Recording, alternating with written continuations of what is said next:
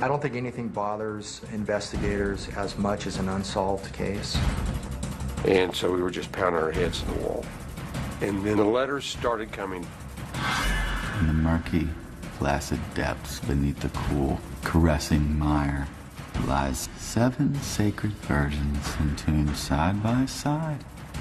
Those less worthy are scattered wide. That was the first indication that we did have a serial killer on our hands.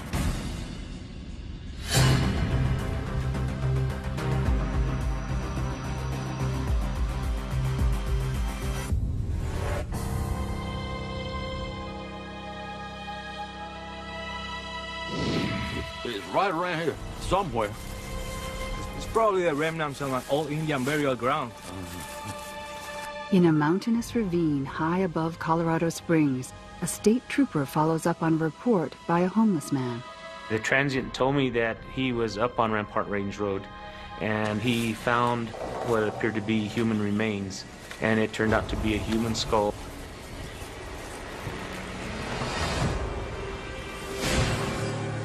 Dental records prove the skull is the remains of 13-year-old Heather Church. We had a good coroner who was able to determine from the skull that she died of blunt force trauma to the head. So we definitely had a homicide case. For 2 long years, investigators from the El Paso County Sheriff's Office could not solve the mystery of what happened to Heather. I don't think anything bothers investigators as much as an unsolved case. An unsolved case can destroy a family. It's the not knowing what happened to their loved one that really destroys people over time. Heather Church was a 13-year-old girl that lived here in the northeast part of El Paso County in the area known as Black Forest. And she disappeared from her home one evening. It was a high-profile case, and I think most people had seen pictures of the missing persons flyer that had her portrait on it. It all begins on a dark autumn night. Hey, Mom, can I stay here tonight? With Jack? Please? I guess. Okay, thank you. Let's roll. Right. Heather stayed home with her 5-year-old brother while her mother took the other 2 boys to their Boy Scout meeting. Do you see?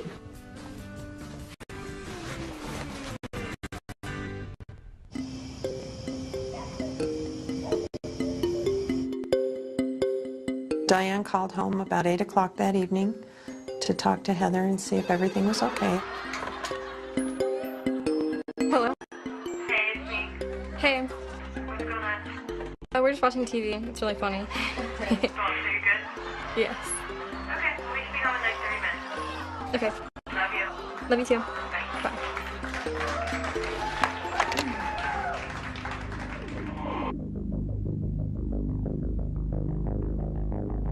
An hour and a half later, Diane and her boys return home.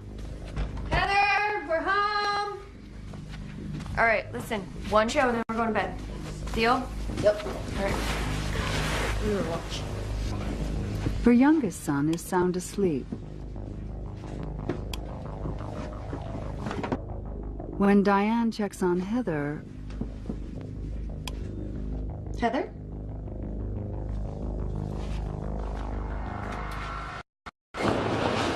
The bed is empty. All right. Find her right now.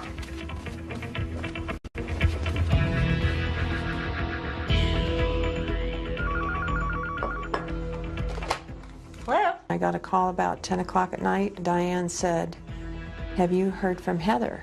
And I said, "No." And she says, "I can't find her." And I said, "What do you mean you can't find her?" Heather's gone. How can Heather be gone? You're sure she didn't go someplace? It was just not reasonable for Heather not to be there. And Diane had panic in her voice. Be there just a minute, all right? Heather's missing. Heather's missing. Diane needs us to come look for her. How long has she been missing? I don't know. She said like... My husband and I jumped in the truck and ran out to Diane's. Diane also calls Heather's father. Heather's father immediately started speeding out to their home, feeling like this is a really bad thing that's happened here. He had immediate feelings that something really bad had happened to his daughter. Heather, where are you, honey? Come on, I can't find Heather. Where did she go? I don't know. I don't know. Just take this. Take this. What's going on? I can't find her. My husband and I and Diane, we were all outside calling her name.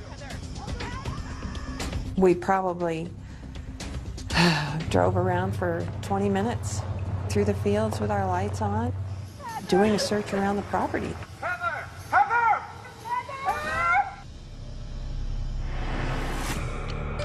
We had no idea that this was going to turn into be a nightmare. We figured that it would be solved, that Heather would come home safely.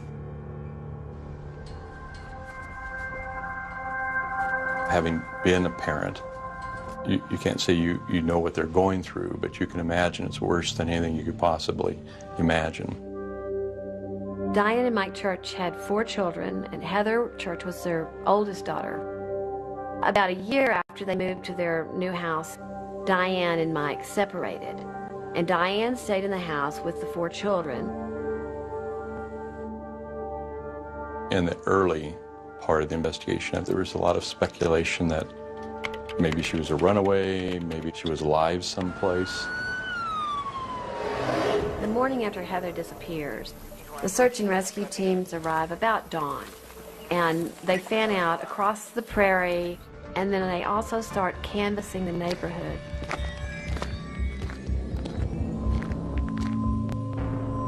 They find no sign of Heather. This causes investigators to suspect she's been forcibly taken from her home. Diane wanted to busy herself. She picked up the vacuum cleaner and started vacuuming. Sheriff's deputy came running out. You could be destroying evidence. And that was the first Diane realized that their house was being treated as a crime scene. I have to show you something. Okay, so I don't know if it's important or not, but I saw like this screen was a little weird, like I wasn't sure. This is how you found the window? Yeah. So I really just saw the screen. I wasn't sure. Could you get CSI in here? The investigators immediately realized that the window screen has been removed from the window and then put back, but not seated correctly in the track. This is really the first clue that someone has actually come into the house. The prints are submitted to the Colorado Bureau of Investigation database, and there are no hits.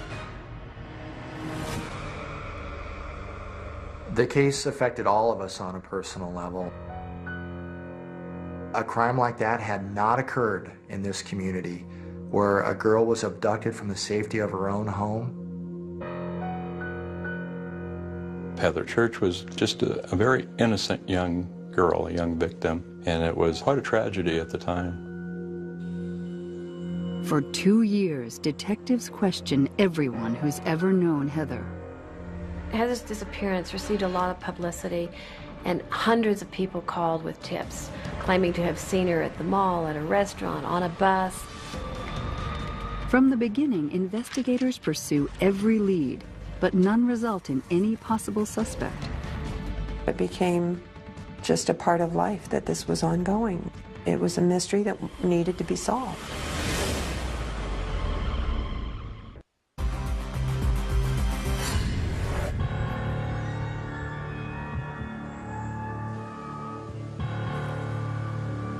The discovery of Heather Church's skull 2 years after her mysterious disappearance devastates Heather's mother, Diane. Being told that she was dead set it in stone in such a way that then it really hurt. She had spent 2 years hoping so hard that she never really wanted to consider that that was how it was going to end. The finding of Heather's skull confirms she met a violent fate, but no new leads surface. As far as discovering information that led to the identity of the suspect from the body recovery site, was very minimal. After 2 more years on the hunt for her murderer, investigators are no closer to catching Heather's killer. But now, there's a new sheriff in town. Yes. Yes, go ahead and send them up.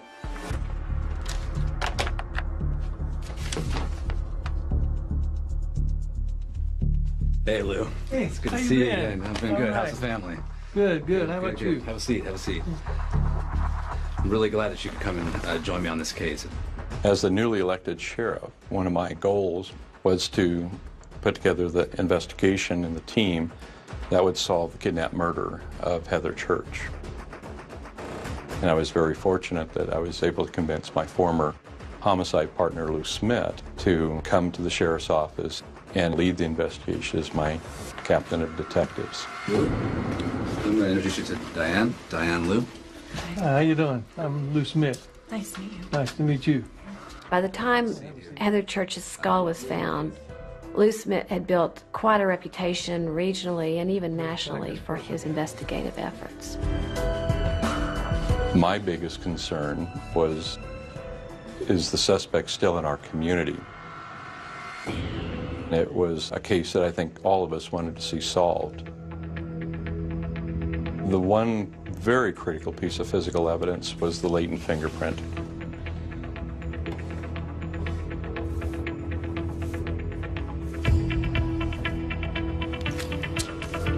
What made that so significant is that it had not yet been identified. The former investigators had checked the state system in Colorado and did not find a match. That's where a lot of people would have stopped. But with Lou, that's where he started. He said, how many different automated fingerprint systems are there in existence? And between the United States and Canada, there were 92. Detective Smith's first course of action is to make sure all 92 fingerprint databases in North America are searched for comparisons. The answer to this 4-year mystery comes 10 days later. John, Lou Smith. Lou had called me early on a Sunday morning about 1:30, 2 in the morning, and woke me up and said, John, I know who killed Heather. And he told me the name. That latent fingerprint was in 2 states' systems, and it identified the suspect as a Robert Browne. Browne, a career criminal, has a record for burglary and auto theft in California and Louisiana. As we talked about the 2 states, Louisiana and California, Colorado Springs was almost in a direct line between the 2. You have a convicted felon passing through. Then where was he on the night of the murder? To answer their new questions, investigators don't have to look very far. Robert Browne lives just a half a mile from the Church home. He was, in effect, Heather's closest neighbor. You could literally stand at Robert Browne's home and see, line of sight, the Church home, to include the driveway where the mother's car would have parked.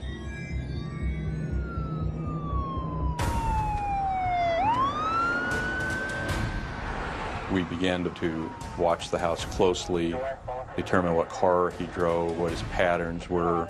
We suspected he may have weapons in the house. We wanted to try to avoid a barricaded hostage situation, and ideally, we wanted to separate him from the residence where there could be physical evidence so he wouldn't destroy the evidence or arm himself. But as we watched the house that morning, the suspect ended up leaving. The sheriff's investigators follow Robert Browne to an art supply store in downtown Colorado Springs. They wait for him to come out of the store, then they stop him and they arrest him. You're under arrest for the murder of Heather Church. Relax, Robert, relax. I didn't murder nobody. You have a right to remain silent. Anything you say can and will be used to get you to court of law. You have the right to have an attorney present during any questioning. To her house down there? Never? I don't think so. Not that I recall. I can't think of any reason I would have been there. When Robert Browne lied about being at the church residence, which we thought he would, it was a significant milestone in the investigation. We knew that we'd overcome a hurdle. He had no reason to be there. That was going to be very difficult for him in court to explain why his latent fingerprint was at the scene, let alone at the point of entry. We came with a warrant for your arrest, so we had a reason for that. We have your fingerprints from inside that house. I don't believe you have any fingerprints down there. I mean, it's not possible. You may have somebody that are similar to mine, but you don't have mine.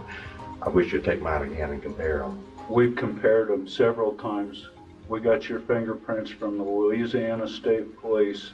You know, I'm telling you, they are yours.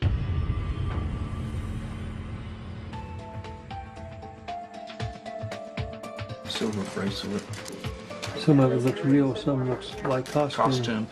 As investigators are questioning Browne at the sheriff's office, detectives are searching his trailer. They find a lot of guns, pornographic videos, children's clothing. We found a substantial amount of stolen property.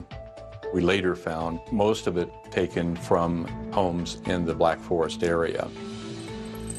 The evidence suggests Browne has been burglarizing his neighbors' homes for some time, but nothing to imply he had a motive for murder. Next, we began devising our investigative approach to go to court. Part of that was to look for other indications of bad acts or related acts that we might be able to bring forward in the prosecution.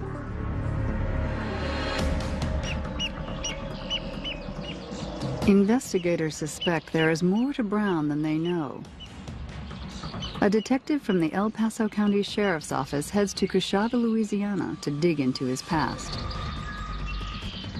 Robert Browne was the youngest of 9 children. His father was a deputy sheriff in Coshada, and his brother was a former Louisiana state trooper. He was married 5 times. Did he do it all the time? Yeah. After we got married. He's crazy. Real bad temper.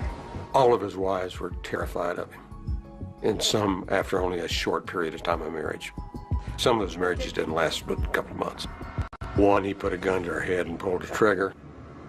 Scared the crap out of me. Then he asked me to kill him.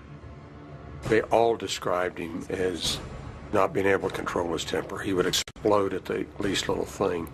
He beat the hell out of me because I forgot to put a spoon in a gravy bowl. He's the devil's right-hand man, that's what he is. Call me when you throw the switch. I want to see him fry. Detectives learn that brutality surrounds Robert Browne, and has for a long, long time. Early in the investigation, we felt there was a strong likelihood that this was a very, very violent man. One woman who lived next door to Browne disappeared and has never been found. She's a 27-year-old waitress, Tammy Dumar. Another woman who also lived next door to Browne in Coshada, Louisiana, was murdered in her bed. Brenda Lynn, age 21, is stabbed dozens of times with a screwdriver. Her murder is never solved. And it was the first indication that perhaps we did have a serial killer on our hands. The chilling details uncovered in Louisiana confirm investigators' worst fears. Browne is a first-class predator. Detective Lou Smith gives Diane Church the news of his arrest. We found a person who murdered your daughter. It's a guy by the name of Robert Browne. The good news is he's locked up. He's not going to hurt anyone else. He's going to be locked up for a long, long time. She was such a good girl. She didn't deserve this. It's not fair. What did she do? What did she do? Tell me. I hate that man. Why did he have to take my baby? Diane was so angry that this man had done this to her daughter. And there are still flashes of that anger that come across Diane's face when we get together and we talk about these things. As Browne sits behind bars awaiting trial, investigators can't help wonder if Heather's murder and the grisly slaughter in Louisiana are just the tip of the iceberg. And will Browne's fingerprints be enough to lock him away for good?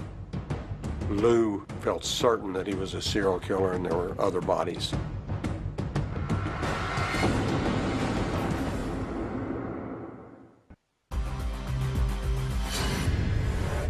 He beat the hell out of me because I forgot to put a spoon in a gravy bowl. That man put a gun to my head, pulled the trigger. He's the devil's right-hand man. I want to see him fry. Fry. Based on the reports of Robert Browne's ex-wives, the mysterious deaths of his neighbors, and his fingerprints at 13-year-old murder victim Heather Church's house, detectives are certain they've got a monster in custody. Clearly the most critical piece of physical evidence against Browne was the fingerprint. It clearly helped that he was a twice convicted felon, that he lived in such a close proximity to the victim the night of the murder, and we really felt the case was worthy of a death penalty. Before investigators question Browne about any additional murders he may have committed, they want to secure a conviction in the Heather Church case. The defense attorney came forward with the offer of a plea agreement. You're going to take the death penalty off the table? Yes. That would be too quick. My client will plead guilty to the murder of Heather Dawn Church if you take the death penalty off the table. That agreed? That's right.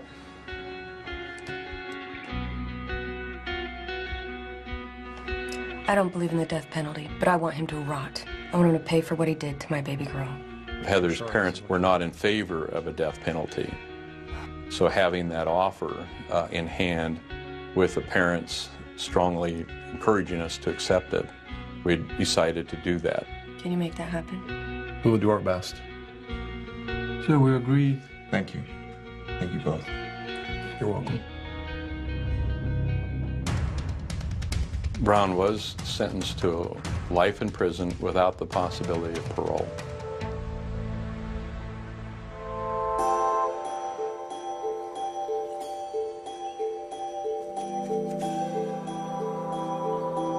For the family, when something like that happens, that's when the healing can begin. There's a degree of closure. But a terrible tragedy like this never goes away. Heather's remains are laid to rest. But for Sheriff John Anderson, the case is far from resolved. Without the death penalty, Robert Browne could one day walk free. Talked several times about how important it would be to get a second murder conviction on Browne in case there was an appeal and we somehow lost the first case, so that we knew that this violent killer would never get on the street again. The sheriff forms a cold case squad to look more closely into the life and deaths surrounding Robert Browne. The members of John Anderson's cold case squad are Scott Fisher, who is a recently retired newspaper publisher, Lou Smith, who is the recently retired homicide investigator who solved the Heather Church case, and Charlie Hess, who's had several careers, but most notably as an FBI agent and as a CIA agent. Scott asked Lou, have any of the cases that you've worked on, did you think they have more serial killers? And Lou responded immediately. He said, of course. He said, Robert Charles Browne. The decision to go after Browne is twofold: to bring closure to the families of unsolved murders, and to make sure Robert Browne never walks free again.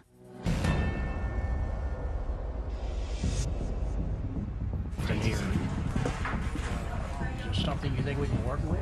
Meeting regularly at a Colorado Springs cafe, the investigators review Browne's file and find he's written some cryptic letters to the DA, hinting about other victims.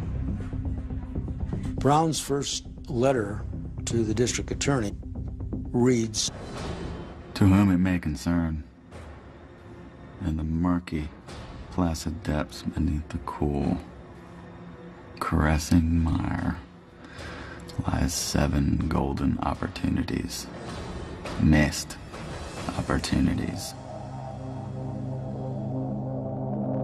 And then of all things, he signs it lovingly, Robert Browne. Investigators are desperate to find out what they can about Browne's so-called golden opportunities. Charlie wrote a letter to Browne, and he responded. I'm not too sure any of us believed he would. 7 sacred virgins entombed side by side. Those less worthy are scattered wide.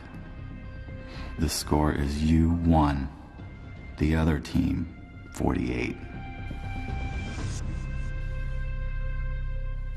He also encloses with this letter a crudely drawn map of several states in which he's written numbers. Although police refuse to release Browne's map, it is known to include numbers that imply a body count of 48 victims across 9 states. Browne's claiming that he had murdered 48 people. That was shocking and way beyond what we had considered a possibility in this case. But of course it intrigued us. If Browne is telling the truth, the cold case investigators believe he could be one of the most prolific serial killers in U.S. history.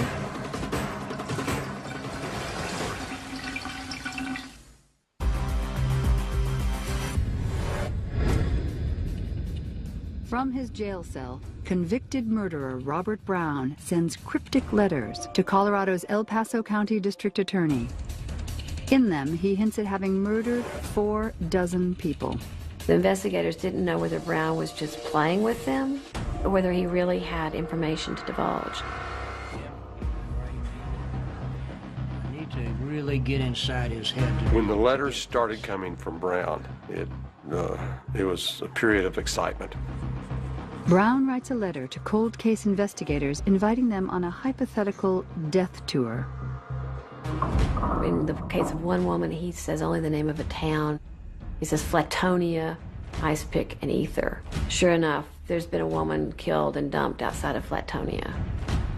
He tells them in another case, a body in pieces near Houston. They find out, yes, a woman who'd been cut up and pieces of her body are dumped. Browne eventually confesses to killing his neighbor and stabbing her to death in Louisiana, his hometown. And he claims to kill a young teenager. One of the haunting things is that he claims he strangled her. Many of the bodies we could not tie to him, but probably 25, 26, 27 he gave us some detail on. And at least 9 we were sure in our own mind he did do. None of the cases have the physical evidence needed to convict Browne for the crimes. Even though he's locked up for life for Heather Church's murder, the cold case investigators want concrete evidence to tie Browne to another. This way, he will never be freed. Charlie knew how to get into someone's mind, make them relax, and think of them as a long-lost friend. He was exceptional at doing that.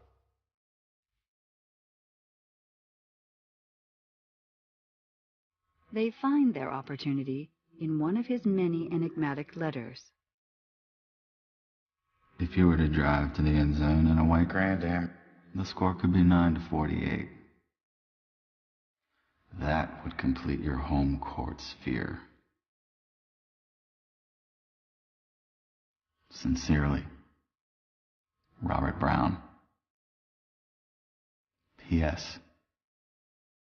December or January 1987 or 1988. White Grand Am, Colorado Springs. The Grand Am is a specific lead the investigators can follow.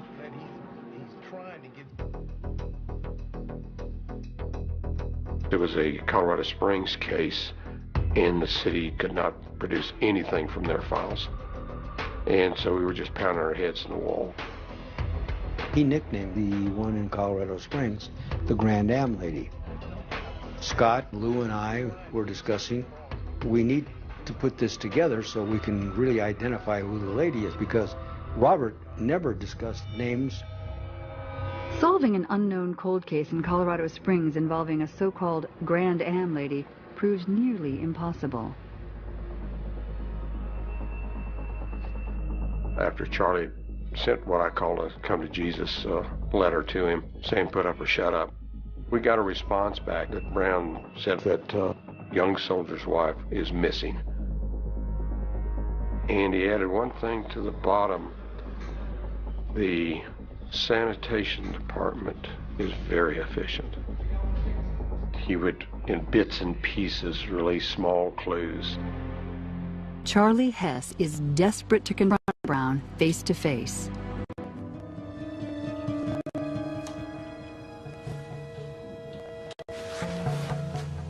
You know who I am?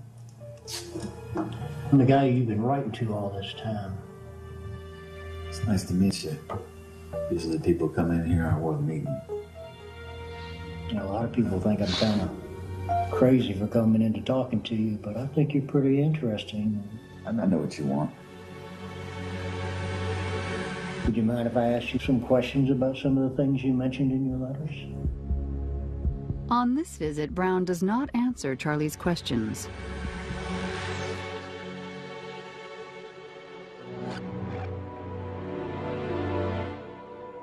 After a period of time of my visiting Robert, one of the detectives was checking out all of the stolen cars.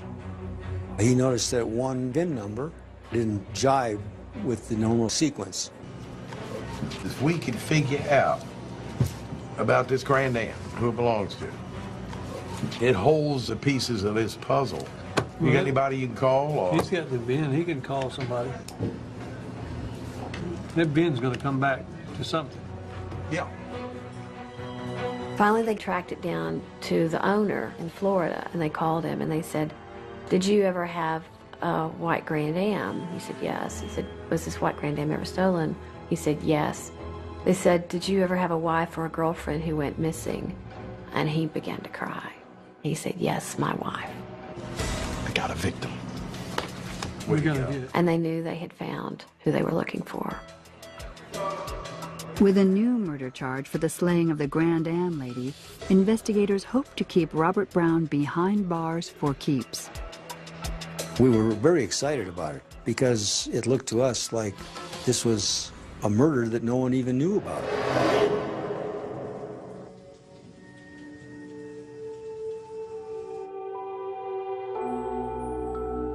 The Grand Am Lady was a young mother. She was only 15 years old, a very pretty Latina girl. She was married to a soldier who was stationed at Fort Carson, and he had taken their baby to his parents' home out of state, and they were going to end up getting a divorce. The husband took the child and flew to Miami, never knowing that that would be the last time he would see his wife.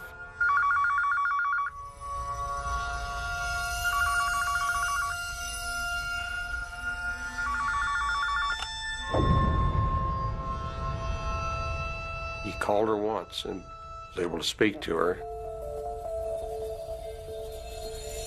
He was heading back for reconciliation, but would never see her again.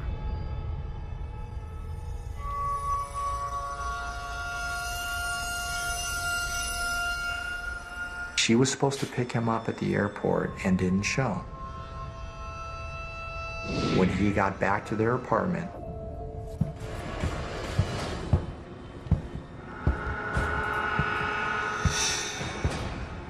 the victim's husband discovered that she was nowhere to be seen, but all of her clothing was there. He found the apartment in some disarray, television set missing. Went to his car to drive around to try to find her. Car was missing. He called the police to report her missing. They initially looked at him as a possible suspect in her disappearance. His life really was destroyed by this. Charlie Hess and Scott Fisher meet with convicted killer Robert Browne to tell him they've learned the identity of the Grand Am lady. We know a little bit about it, but I'm sure there's something more you want to tell me. What would you like to tell me about that? Browne could put a shiver down your back. He was a very intimidating person. I know about this lady's husband. Talked to him. So you got anything to add to this? Grand Am girl? Yeah. Browne agrees to tell them how he kills her. Talk to her husband, huh? All right. She came by the store flirting with me. Hey, how are you doing? Hey, hello, how are you doing? Long time no see. You got any plans tonight? Nothing. Come on. She told him that she and her husband were going to be divorced, that he had left town, indicated more or less that she was interested in Browne. I'll tell you what, come back in 15, 20 minutes. I'll be wrapped up and we can go have some fun. Yes, cool. She was going to bring the new Grand Am and pick Robert up, and they went to a movie. See you. Great, see you. It's a decision the young lady won't live to regret.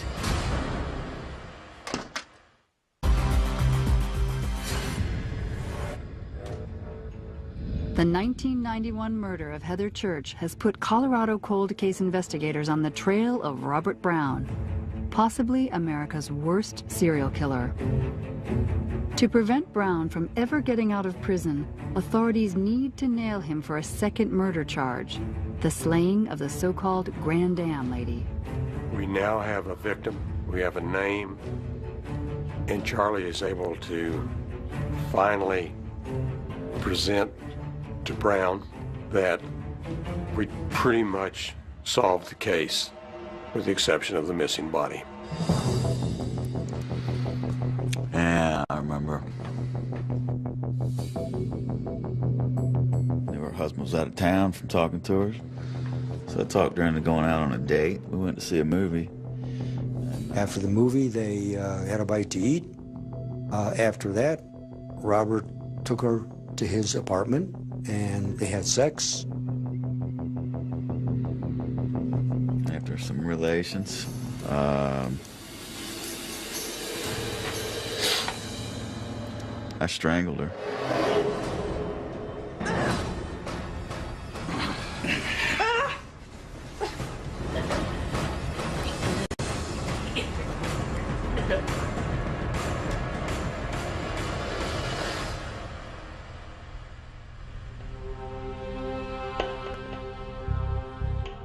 She was in his apartment dead all night that first night, and he went to bed just like it was an ordinary evening. Let's see. Next morning, I dragged her over to the bathtub, cut her up, and put her in some little bags, carried her out to the dumpster, and well, that sanitation department's pretty dependable. He knew that the garbage truck was coming the next day to empty the dumpster. Obviously, she ended up in a dump somewhere.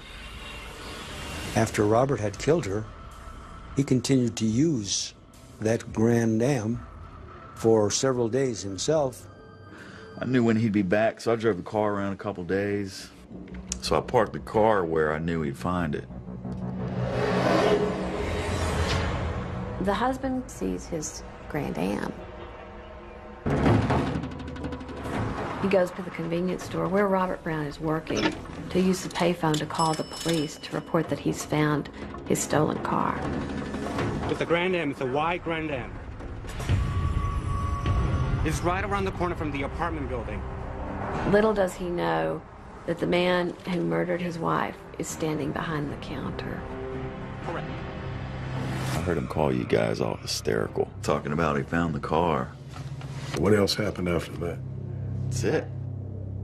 Robert Browne was providing details that only a killer would know. He couldn't possibly be making up the details regarding our victim in Colorado Springs. So yes, we were convinced that he was telling the truth, and it was terrifying.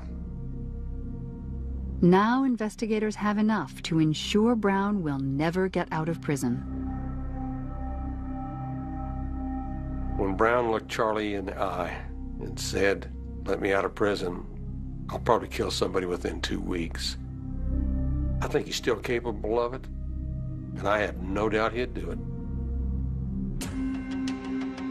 On July 27, 2006, Robert Browne pleads guilty to the murder of the Grand Am lady.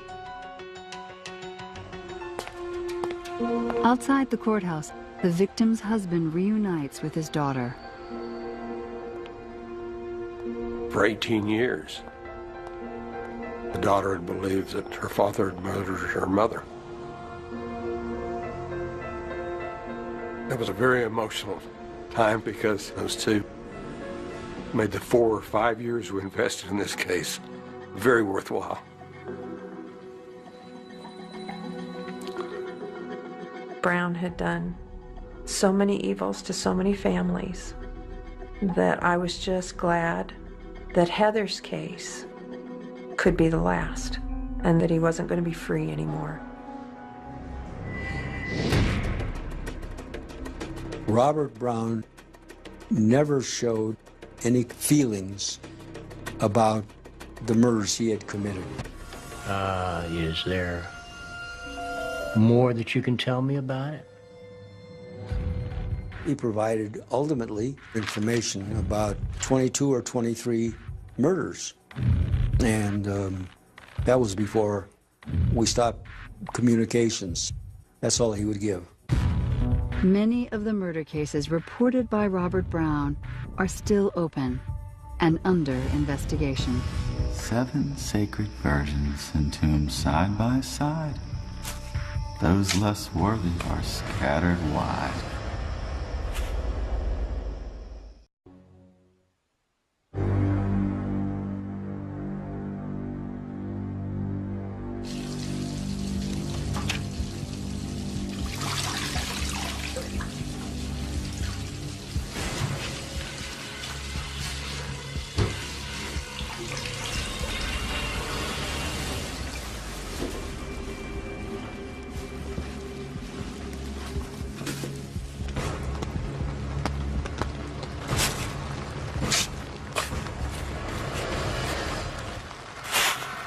I don't think anything bothers investigators as much as an unsolved case. And so we were just pounding our heads in the wall. And then the letters started coming.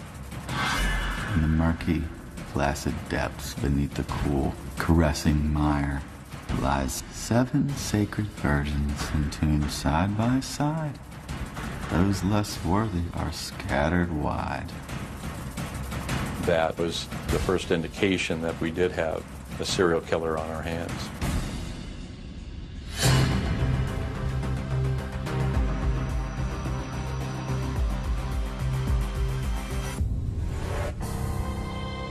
Over time. Heather Church was a 13-year-old girl that lived here in the northeast part of El Paso County in the area known as Black Forest. And she disappeared from her home one evening. It was a high-profile case, and I think most people had seen pictures of the missing persons flyer that had her portrait on it. It all begins on a dark autumn night. Hey, Mom, can I stay here tonight? With Chuck? Please? I guess. Okay, thank you. Let's go. Come on. Okay. Heather stayed home with her 5-year-old brother while her mother took the other 2 boys to their Boy Scout meeting. Do you see me?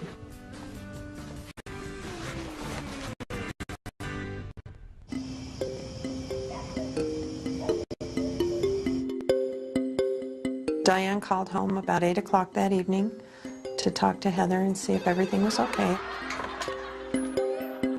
Hello? Hey, it's me. Hey. What's going on? It's right around here, somewhere. It's probably the remnants of an old Indian burial ground.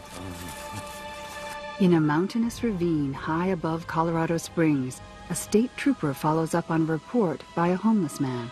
The transient told me that he was up on Rampart Range Road and he found what appeared to be human remains, and it turned out to be a human skull.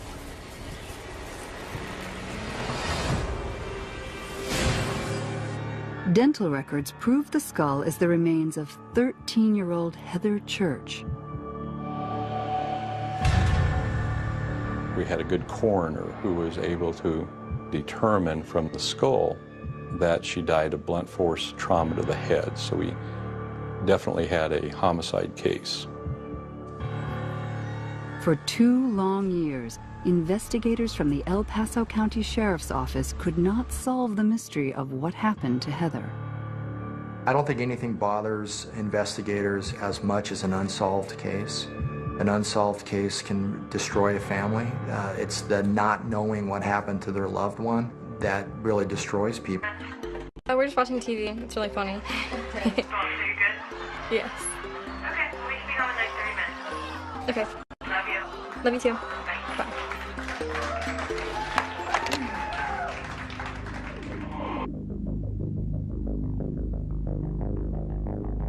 An hour and a half later, Diane and her boys return home. Heather, we're home. All right, listen. One show, then we're going to bed. Deal? Yep. All right. We were watching.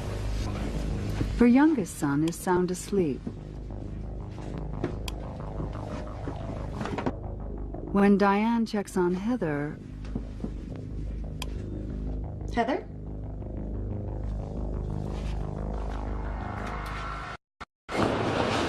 The bed is empty.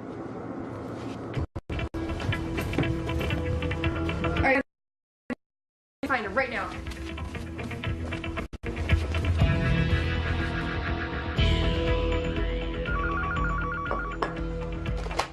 Hello? I got a call about 10 o'clock at night. Diane said, "Have you heard from Heather?"